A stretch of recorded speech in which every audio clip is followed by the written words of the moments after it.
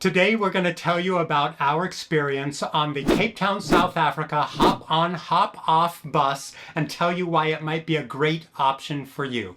Now we look at these hop on hop off buses in a lot of cities around the world when we're traveling. Because they're everywhere. They're everywhere, and for the most part we don't tend to take them. Generally we just find them expensive and figure out ways to do it on our own. But the product that they offer in Cape Town specifically is a little bit different from what we've seen in other places. They have what is called a mega pass that offers included admission to 80 different attractions in the city and around the area, and it's going to depend on you and how you decide to use it, but we found it to be a really great convenience and a great value for our time in South Africa.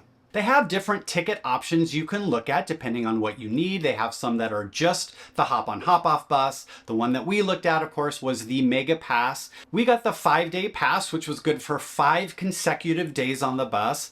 This cost just under 2,200 South African Rand, which is about 118 US dollars.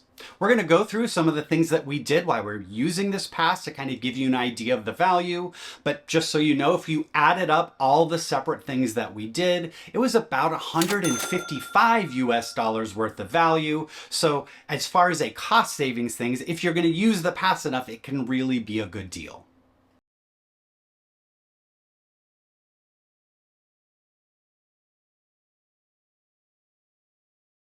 One thing you are not going to want to miss is seeing the top of Table Mountain. It is absolutely spectacular and it is included in this pass. You both get the bus ride to the bottom of the aerial tramway, plus a ticket to the top and a return ticket back down. So everything is set in the package if you buy that. Now, when you're up at the top, you are going to love it. The views are spectacular. One little tip, one of our Uber drivers told us that if you see sun on the top of the mountain, go that day. Do not wait till the next day because the weather up there changes so often, day by day, hour by hour, that you might miss an opportunity. Clouds will come and settle on the top of the mountain, plus the wind will pick up and they will not run the tram. So take advantage of the sun when you find it. There are 2 primary stops on the bus route. They're pretty close together. One is downtown and one is right on the waterfront. Right next to the waterfront stop is the Two Oceans Aquarium, which is a great place to check out. We wandered through and just had fun looking at all the different aquatic life. It's not the biggest aquarium we've ever seen, but they do have several different rooms and you can kind of wander through. Probably the highlight for me was the penguins that you can see. They have a couple of different kinds that you can get pretty close to actually to see. They have some sharks. They do a feeding at different times of the day that you can see. So it's a fun place to check out. Right next to that is a restaurant called the Bootlegger Coffee Company.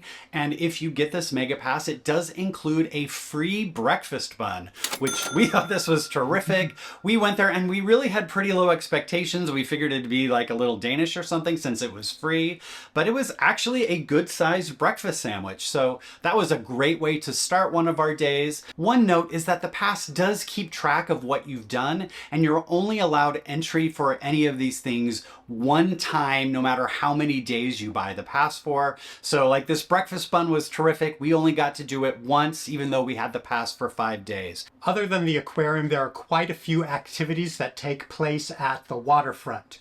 There are a lot of options to go out on the water, different boats, different cruises. We did 2 of them. One of them was a pirate ship. What was it called? The Jolly Roger or something like that? Jolly Roger Pirate. Because why not? And this is a very short cruise. It takes you out onto the water. The crew is all dressed as pirates. The ship looks as authentic as I've ever seen a fake pirate ship. The ship actually leaves the harbor and goes out into the ocean. When we were out there, we saw penguins and we saw dolphins, and it's amazing views of Table Mountain and the city. It's really worth your time. They do sell drinks out there too if you want them, and the crew is a lot of fun. The other cruise we took was a canal cruise. Now this is on a much smaller boat that goes through the canals that go back in towards the city. This is an affluent neighborhood with nice hotels and condos, And as you take the trip, there is an audio guide that tells you about this neighborhood, how it came to be. And what celebrities used And to what live celebrities still do. Also included in the pass is a ride on the Big Cape Wheel. This is one of those iconic things that is down in the area. You can see it from all over. And it's just a giant Ferris wheel that's right there. You can get up and get some great views again of the bay and Table Mountain behind you. What else did we do there? There was the Scratch Patch, which is really, I think, intended more for kids, but you can go in and they have like just piles of polished rocks and you can collect some of those and take it with you, all included. And they have a little mini golf there too. Yes. Then thing that I love the most down in that area that you also get a ticket to is the Zeit Mocha Museum, which is their modern art museum. It's in an old silo warehouse that has been converted. It is a stunning beauty. Like the architecture of the building itself is worth checking out just because it's so interesting how they created this out of a bunch of old silos that used to be there. We've been twice on different trips and they've got some really interesting contemporary art exhibits. Obviously, it depends on if you like contemporary art or not, but we definitely thought it was worth a visit.